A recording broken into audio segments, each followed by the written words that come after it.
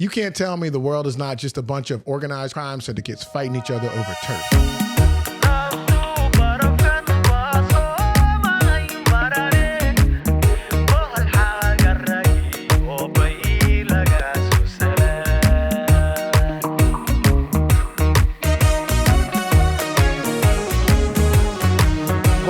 Channel. Today we're going to talk about how we're living in a mafia movie and we're already in the third act with no sequel. Keep watching to find out just how bad it is. And as a reminder, go subscribe to the channel, like the video, leave a comment. It helps. At least that's what they tell me. And if I get just 10 new subscribers and 40 likes in the first 24 hours of this video, I'm going to buy one lucky viewer a bottle of Florida's finest air. It's hard to open. We keep it tight down here. Smells like traffic and mosquitoes. Cartels, Yakuza, the Mafia, La Cosa Nostra, this little thing of ours. It's got many names, but at its root, it's an organization. And all of these organizations or gangs follow a structure. But more importantly, they're just a microcosm of the world. And in the next 10 minutes or so, I'm not only gonna tell you exactly how these gangs are just like our government, but I'm gonna show you how we're all racing toward the same violent end. Say hello to my little friend.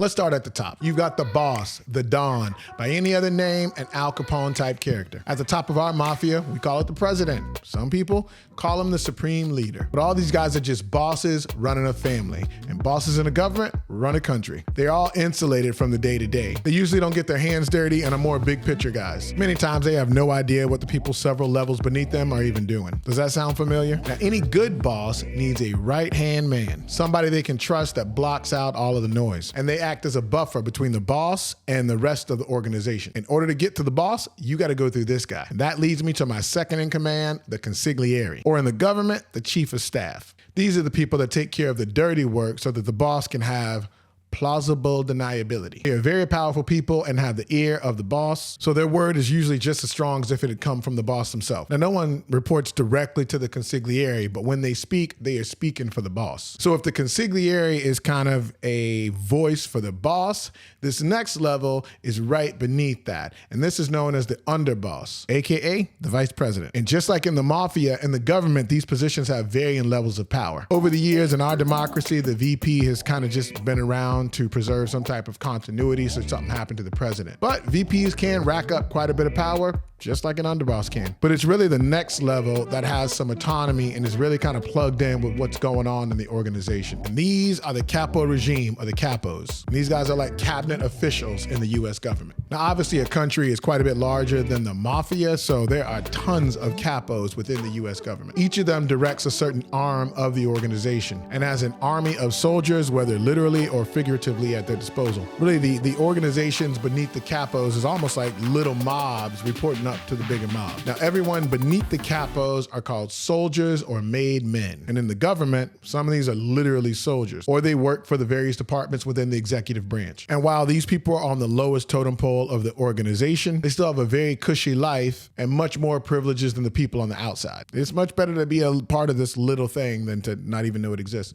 Now, beneath the soldiers or the made men are the associates. And these aren't really members of the mafia, they're more like contractors. And as such, they are usually the most likely to turn. So they have limited information, limited responsibility, and limited power. And they're usually the ones that get sent to do the most dangerous jobs. The jobs that, might get you arrested or might get you killed. In the government, think like CIA contractors or operatives with non-official covers. Now, you're probably wondering where Congress fits into all of this. And I'm gonna tell you, right after I give you one last chance to win this mason jar of pure Florida air by subscribing to the channel and absolutely annihilating that like button. Go ahead, hurry up, I'll wait.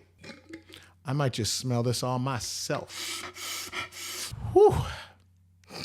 Smells like hurricanes and alligators. Now, if you took a civics class at any point in your life, you've probably realized that I completely left out the legislative and the judicial branch in this comparison. Because let's be real, just like in the mafia, laws were made to be broken. And the people with power couldn't care less about them anyway. Just ask yourself, when was the last time one of these branches actually stopped the president from doing something that he really wanted to do? So now you're sitting up here and you're like, sure, they are both organizations and they kind of match up, but that doesn't make the government the mafia. Oh, but does it? You see, the key to the mafia or any mob is the organization of crime. That is turning crime into a business, and the government takes this to a whole new level. Mafia split crime into these little buckets that they call rackets. Let's see how those rackets align with the government. The mafia has extortion, the government has taxes. And if you don't think taxes are extortion, just ask yourself what else you get for paying taxes besides getting to pay more taxes. The mafia sends their bagman to collect, and you better pay up or else. We call these bagmen the IRS. Mafia, drug dealing. US, drug dealing. Now, this was not originally a mafia thing, but it's grown, and there are always a few rogue mobsters pushing the limit, just like some government agencies that do the same. And bosses or the president or the underbosses don't really ask as long as the money keeps coming in. Mafia, arms trafficking. US, straight up arms sales. We sell guns, we arm rebels, we arm both sides of a battle. I mean, the mob sells guns, we sell guns. In late 2009, ATF agents in Phoenix noticed a flurry of gun purchases in the United States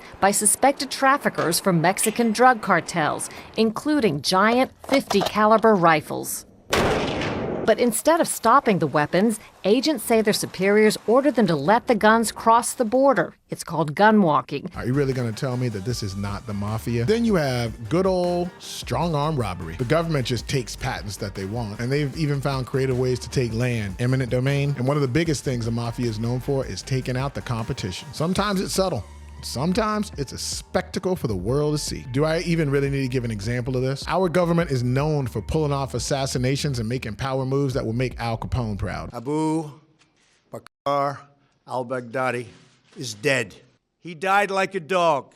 And it's not just the US. Look at any government and tell me that they're any different, whether it be Russia, Saudi Arabia, Canada. Some of these governments are literally mobs or have direct ties to them. Now, if you accept that each government is really just a mob, then it's a lot easier to understand why there's so many skirmishes or proxy wars. I mean, it's important to maintain strength and not appear to be weak. You also have to protect your interests wherever they may be, which is why allies are so important. In the mafia, they made the commission, which was the 5 most powerful families in the American mafia. And they all band together to oversee mob activities and mediate any conflicts. Is that not what NATO is, or the EU, or CSTO? But is the mafia gone? And how are we headed in the same direction? And here we come to the conclusion of all of this. Gangs, mobs, alliances, all of these things were created to protect the members, the thinking being, there is strength in numbers. But the downfall of every mob was not from the outside. It was from within the organization itself. And no, the mafia is not completely gone. It's just not what it used to be. Infighting, power shifts, betrayal, backstabbing has pushed the mafia into the shadows. And that's kind of where we are now in America. Take the Gambino family, for instance. John Gotti eventually became the boss by killing the current boss. Then Gotti's underboss, Salvatore Gravano, backstabbed him and started cooperating with the FBI, which not only landed Gotti in prison, but most of the Gambino family's top members. Is that not what we're watching now? Trump is on trial. They're trying to impeach Biden. You hear words like scandal and extortion daily. There's a huge power struggle happening in the United States. And this dance plays out at every level. Because while there's infighting in the family, NATO is also fighting battles globally with the US at the head. But as our internal struggles escalate, we are losing power. And if you've watched any mob movie, you know what happens when a family loses power. How long can we stay at the top? Countries like the UK would be eager to take our top spot in NATO. China is a gang of their own, and they're eager to jump at an opportunity to become the de facto top dog. Then there's all these smaller gangs and rogue outfits that might be backed by a bigger gang in order to destabilize the structure of larger organizations. But the reality is, America cannot sustain a battle inside while fighting multiple battles